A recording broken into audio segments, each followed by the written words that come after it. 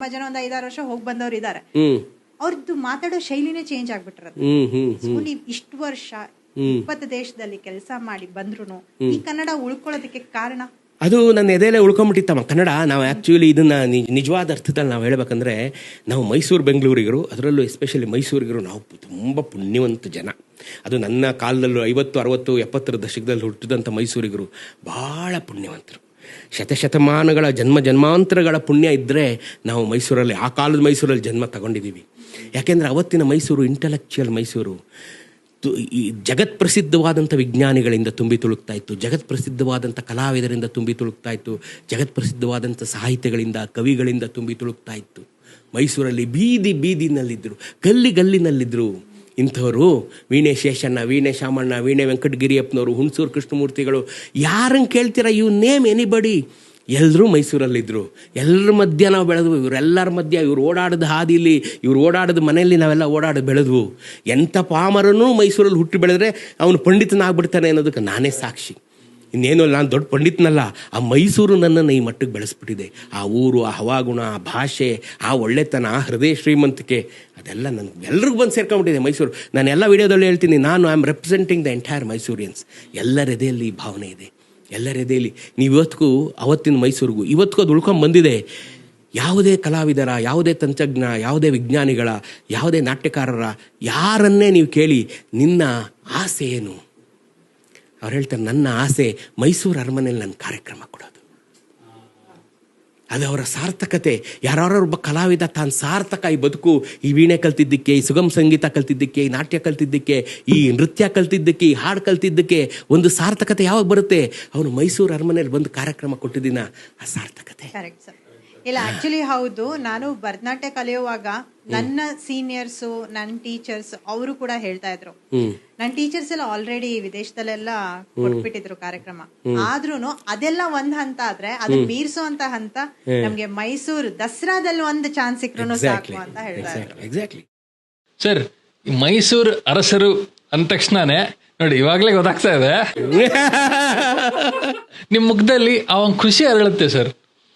ಆ ಮೈಸೂರು ಅರಸರ ಜೊತೆ ಆ ಬಾಂಡ್ ಬೆಳೆಯೋಕ್ಕೆ ಏನು ಕಾರಣ? ನಾನು ಯಾವಾಗಲೂ ಹೇಳ್ತೀನಿ, ಮೈಸೂರು ಮಹಾರಾಜರ ಕಥೆ ಹೇಳ್ಬೇಕಾದ್ರೆ ನಂಗೆ 10 ಬಾಯಿ ಬಂದ್ಬಿಡುತ್ತೆ ಅಂತ. ಅಷ್ಟು ವಿಚಾರ ನನಗೆ ಒಂದೇ ಸರಿ ತಲೆಯಿಂದ ಈಚೆ ಬಂದ್ಬಿಡುತ್ತೆ, ಯಾವ್ದು ಹೇಳೋದು ಯಾವುದು ಬಿಡೋದು ಅಂತ. ಆದರೆ ಒಂದು ಹೊಸ ವಿಚಾರ ಇವತ್ತು ನಾನು ಹೇಳ್ತೀನಿ. ಯಾಕೆಂದರೆ ನಾನು ಮೈಸೂರು ಮಹಾರಾಜರ ಬಗ್ಗೆ ಎಲ್ಲ ಆ್ಯಂಗಲಿಂದ ಥಿಂಕ್ ಮಾಡಿಬಿಟ್ಟಿದ್ದೀನಿ. ಎಲ್ಲ ಆ್ಯಂಗಲಿಂದ, ಬರೀ ಚರಿತ್ರೆ ಒಂದೇ ಅಲ್ಲ, ಬರೀ ಅವರು ಈ ವರ್ತಮಾನಕ್ಕೆ ಕೊಟ್ಟ ಕೊಡುಗೆಗಳೇನು. ಅವ್ರು ಬದುಕಿದ್ದು 100 ವರ್ಷ ಹಿಂದೆ, ಆದರೆ ಅವರು ನಮ್ಮ ವರ್ತಮಾನಕ್ಕೆ ಮತ್ತು ನಮ್ಮ ಭವಿಷ್ಯಕ್ಕೆ ಕೊಟ್ಟ ಕೊಡುಗೆ ಏನಪ್ಪ ಅಂದರೆ, ಯಾಕೆ ನಾವು ಮೈಸೂರು, ನಾನು ಯಾವಾಗಲೂ ಹೇಳ್ತೀನಿ, ಮೈಸೂರು ಮಹಾರಾಜರನ್ನ ನೆನೆಯೋಕ್ಕೆ ನನ್ನ ಹತ್ರ 10,000 ಕಾರಣ ಇದೆ. ಇವತ್ತು ಇನ್ನೊಂದು ಕಾರಣ ಹೇಳ್ತೀನಿ ಕೇಳ್ರಿ. ನಮ್ಮ ಕರ್ನಾಟಕದ ಇತಿಹಾಸ 2,000 ವರ್ಷಗಳಷ್ಟು ಇತಿಹಾಸ ಇದೆ. 10 ಇವತ್ತಿಗೆ 2024 ಇಸ್ವಿ. ಅದರಲ್ಲಿ ನೀವು 1ನೇ ಇಸ್ವಿಯಿಂದ 1900 ಇಸ್ವಿವರೆಗೆ 1900 ವರ್ಷಗಳ ಇತಿಹಾಸ ಒಂದು ತೂಕ ಆದರೆ, 1900ರಿಂದ 1940ರವರೆಗಿನ ಇತಿಹಾಸ ಒಂದು ತೂಕ. ಅದು ನಮ್ಮ ರಾಜರ್ಷಿ ನಾಡೋಡಿ ಕೃಷ್ಣರಾಜ ಒಡೆಯರು ಆಳಿದ್ದಂಥ ಕಾಲ. ಇವರೆಷ್ಟೆಲ್ಲನೂ ಒಂದು ತೂಕ ಹಾಕಿ ನಮ್ಮ ಮಹಾರಾಜರೇ ಒಂದು ತೂಕ. ಯಾಕೆ ಅಂತಂದರೆ, ಅವ್ರು ಯಾರೂ ಮಾಡದಂಥ ಪ್ರಜಾಪ್ರಭುತ್ವವನ್ನು ಇವರು ತಂದರು. ಅವ್ರು ಯಾರೂ ಮಾಡದಂಥ ಪಂಚಮರಿಗೆ ಶಾಲೆಗಳನ್ನು ತೆರೆದರು. ಅವ್ರು ಯಾರೂ ಮಾಡದಂಥ ಅಸ್ಪೃಶ್ಯರನ್ನು ಇವರು ಊರೊಳಗೆ ಸೇರಿಸ್ಕೊಂಡ್ರು. ಅವ್ರು ಯಾರೂ ಮಾಡದಂಥ ಕೊಡುಗೆಗಳನ್ನು ಇವರು ಕೊಟ್ಟರು. ಎಲ್ಲ ಜನ ಎಲ್ಲ ಒಂದೇ ಅಂದರು. ಹೆಣ್ಣು ಮಕ್ಕಳಿಗೆ ಶಾಲೆಗಳನ್ನು ತೆರೆದರು, ಕೋ ಎಜುಕೇಷನ್ ಮಾಡಿದ್ರು, ವನ್ಯಜೀವಿ ಸಂರಕ್ಷಣಾ ಕಾಯ್ದೆ ಮಾಡಿದ್ರು. ಇವರು ಯಾರೂ ಮಾಡ್ಕೊಂಬಲ್ದಿಲ್ಲದೆ ಇರೋವಂಥ ಕೆಲಸ ಇವರು ಮಾಡಿದ್ರು. ಯಾವ ರಾಜನೂ ಮಾಡಿಲ್ದೇ ಇರೋಂಥ ಕೆಲಸ. ಎಲ್ಲ ರಾಜನ ಕಾಲದಲ್ಲೂ ಅಸ್ಪೃಶ್ಯರು ಊರಿನಿಂದ ಹೊರಗಡೆನೇ ಇದ್ದರು. ಯಾವ ರಾಜನ ಕಾಲದಲ್ಲಿ ನೀವು ಇತಿಹಾಸ ತಗೊಳ್ಳಿ, ಅಸ್ಪೃಶ್ಯರು ಊರಿಂದ ಹೊರಗಡೆನೇ ಇದ್ದರು. ಅವ್ರಿಗೆ ಊರೊಳಗೆ ಪ್ರವೇಶ ಇರಲಿಲ್ಲ. ಊರೊಳಗೆ ಪ್ರವೇಶ ಇರಬೇಕಾದ್ರೆ 100 ನಿಬಂಧನೆಗಳಿತ್ತು. ಅದನ್ನು ಮಹಾರಾಜರು ತೆಗೆದರು. ಪಂಚಮರಿಗಾಗಿ ಶಾಲೆ ತೆಗೆದ್ರು. ಅವ್ರಿಗೆ ಮೇಷ್ಟ್ರುಗಳು ತಾವಾಗಿ ಬಂದರು. ತುಂಬ ಜನ ಮೇಷ್ಟ್ರುಗಳು, ತಲಕಾಡು ರಂಗೇಗೌಡರು ಮೊದಲ ಮೇಷ್ಟ್ರು. ದಲಿತರಿಗೆ ಪಾಠ ಮಾಡಿದಂಥ ಮೈಸೂರು ಸಂಸ್ಥಾನದ ಮೊದಲ ಮೇಷ್ಟ್ರು ತಲಕಾಡು ರಂಗೇಗೌಡರು ಬಂದರು. ಆಯಿತಾ, ಅವ್ರನ್ನೆಲ್ಲ ನಿಮಗೆ ಸ್ಕೂಲ್ ತೆಗೆದಿದೆ ಅಂತ ಹೇಳೋದಕ್ಕೆ ಇನ್ನೊಬ್ಬರು ಬಂದರು. ಅವರು ಎಲ್ಲ ಕಡೆಗೂ ಸ್ಕೂಲಿಗೆ ಬನ್ನಿ ಅಂತೆಲ್ಲ ಹೇಳಿ ಸೇರಿಸಿದ್ರು. ಹೆಣ್ಣು ಮಕ್ಕಳಿಗಾಗಿ ಶಾಲೆ ತೆರೆದ್ರು, ಹೆಣ್ಣು ಮಕ್ಕಳನ್ನ ಶಾಲೆಗೆ ಕರ್ಕೊಂಬಂದರು. ಯಾರು ಮಾಡದಂಥದ್ದನ್ನು ಇವರು ಮಾಡಿದ್ರು. ಅದು ಮೈಸೂರು ಮಹಾರಾಜರು. ಅದು ಮೈಸೂರು. ನೋಡಿ, ನೀವು ನೀರಿನ ಜೊತೆಗೆ ಈಜೋದು ಭಾಳ ಸುಲಭ. ಎಗೇನ್ಸ್ಟ್ ದ ಕರೆಂಟ್ ಈಜೋದು ಇದೆಯಲ್ಲ, ಬಹಳ ಕಷ್ಟ. ತುಂಬ ಜನನ್ನ ಎದುರಾಕೊಂಡ್ರು ಮಹಾರಾಜರು, ದಿವಾನ್ರುಗಳನ್ನು ಎದುರಾಕೊಂಡ್ರು, ಅಧಿಕಾರಿಗಳನ್ನು ಎದುರಾಕೊಂಡ್ರು, ಮೇಲ್ವರ್ಗವನ್ನು ಎದುರಾಕೊಂಡ್ರು. ಯಾವುದನ್ನು ಮಹಾರಾಜರು ಎಲ್ಲವನ್ನ ಮೆಟ್ಟಿ ನಿಂತರು, ಎಲ್ಲ ನೋವನ್ನು ಸಹಿಸ್ಕೊಂಡ್ರು ಮಹಾರಾಜರು. ಜನಕ್ಕೆ ಒಳ್ಳೇದು ಮಾಡಿದ್ರು. ನೋಡಿ, ಅವ್ರಿಗೇನು ಆಗಬೇಕಾಗಿರಲಿಲ್ಲ ಮಹಾರಾಜರಿಗೆ, ಇದನ್ನೆಲ್ಲ ಮಾಡಿ ಅವ್ರಿಗೇನು ಆಗಬೇಕಾಗಿರಲಿಲ್ಲ.